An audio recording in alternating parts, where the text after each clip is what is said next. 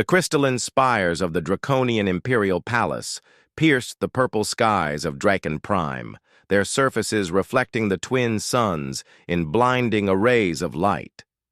Inside the climate-controlled nursery on the palace's eastern wing, Liana stood amid the wreckage of what had once been a state-of-the-art childcare facility.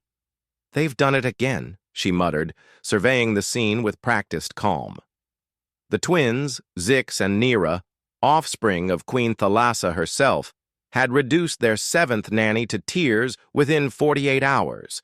The Velcarian caretaker had fled screaming something about miniature monsters and evolutionary impossibilities.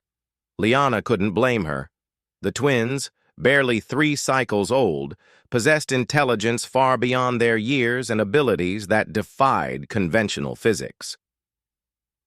Liana adjusted her maintenance uniform and began collecting the scattered debris. Shattered containment fields sparked weakly against the floor. Gravity plates hung askew from the ceiling, causing random objects to float in chaotic patterns. The twins had somehow reprogrammed the environmental controls to cycle through every atmospheric composition in the known galaxy. Currently, the room smelled of methane and ozone. "Impressive work," came a voice from the doorway. Liana turned to find James, the palace's human xenobiologist, leaning against the frame with his arms crossed. His dark eyes surveyed the damage with scientific curiosity rather than horror. "Dr. Chen," Liana acknowledged. "Here to study the aftermath?" "Actually, I'm here because the Queen requested my presence." He stepped inside, his boots crunching on what appeared to be crystallized temporal residue. "Apparently, she's heard that humans have a particular knack with difficult offspring." Liana snorted. "We barely understand our own children, let alone draconian royalty." "True, but we're also the only species in the Galactic Council that didn't evolve from either hive minds or solitary predators. We understand individuals." James picked up a floating data pad and examined its contents. "According to this, the twins have been testing each caretaker systematically." "Testing them? Look at the pattern." James pulled up holographic records of each failed nanny. "The Velcarian nanny. They exploited her hierarchical conditioning. She couldn't handle children who didn't respect authority. The crystalline caretaker from Sidon to 6. They used high-frequency sounds her species finds unbearable. The telepathic Mindari, they projected paradoxes that caused cognitive loops." Liana stopped cleaning and stared at the data. "They're not being bratty. They're conducting experiments." "Exactly. They're trying to understand the different species in their mother's court. But no one's bothered to understand them." Before Liana could respond, a small voice echoed through the room. "The human janitor sees patterns. Interesting." Both adults spun to find Zix perched on a floating platform, his iridescent scales shifting through the color spectrum. His sister Nera materialized beside him, literally phasing through the wall using quantum tunneling, a ability that shouldn't be possible for a child her age. "You speak common?" Liana asked, though she tried to hide her surprise. "We speak 17 languages," Nera said, her voice carrying harmonics that suggested multiple dimensional frequencies. "You're the one who repairs what we break. Why?" "Because someone has to," Liana replied honestly, "and because I understand that sometimes breaking things is how you learn how they work." Zix tilted his head, an oddly human gesture. "The others wanted us to stop, to behave, to be quiet." "They were afraid of you," James added, stepping forward slowly. "You're more advanced than anyone expected. That scares people." "Mother says we're special," Nera whispered, her voice suddenly small. "But special feels lonely." Liana felt something shift in her chest. She'd spent months cleaning up after these twins, listening to the staff complain about their impossible intelligence and dangerous pranks. But no one had considered that the children might be acting out because they were isolated. Too smart for normal children, too young for adults, and too different from everyone.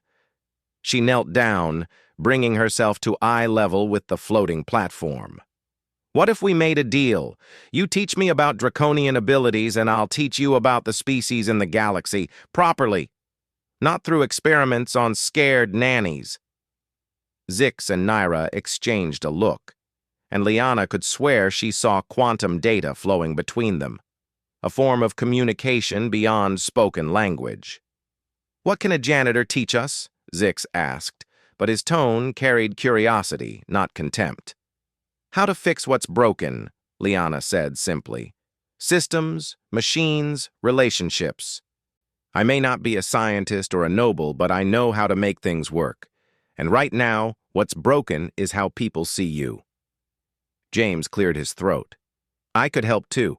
Show you proper scientific methods so you don't have to torture nannies to gather data." Nira giggled, an unexpected childlike sound. "The xenobiologist makes jokes.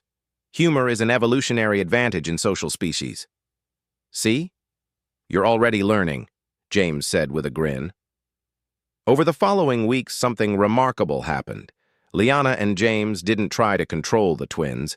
They channeled their curiosity. The nursery became a laboratory where Zix and Naira could explore under supervision. When they wanted to test gravitational fields, James showed them how to set up controlled experiments. When they were curious about different species' emotional responses, Liana arranged cultural exchange sessions with willing staff members. The twins flourished, their pranks diminished, replaced by genuine scientific inquiry.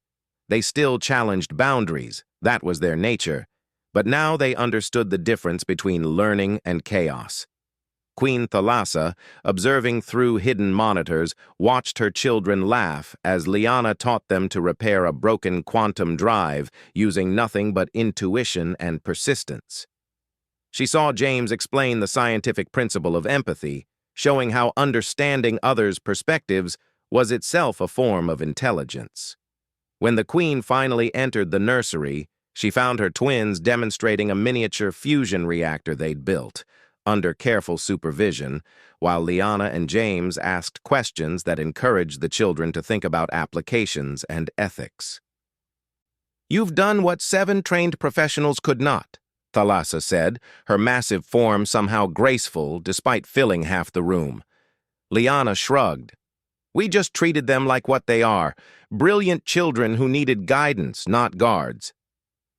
"Sometimes," James added, "the best solution isn't the most credentialed one.